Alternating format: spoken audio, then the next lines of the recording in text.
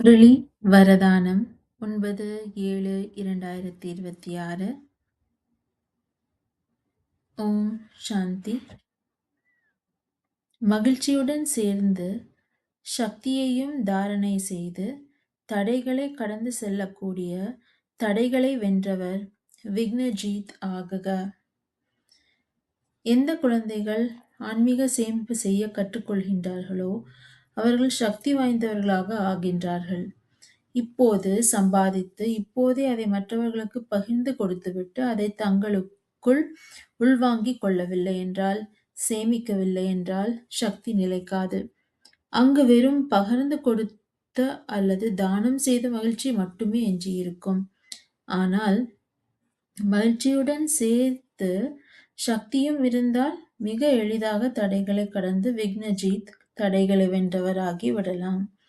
அதன் பிறகு எந்த ஒரு தடையும் உங்கள் ஆன்மீக ஈடுபாட்டை கலைக்க முடியாது. எனவே முகத்தில் எப்படி மகிழ்ச்சியின் ஒளி தெரிகின்றதோ அப்படி சக்தியின் ஒளியும் தெரிய வேண்டும். ஓம் சாந்தி.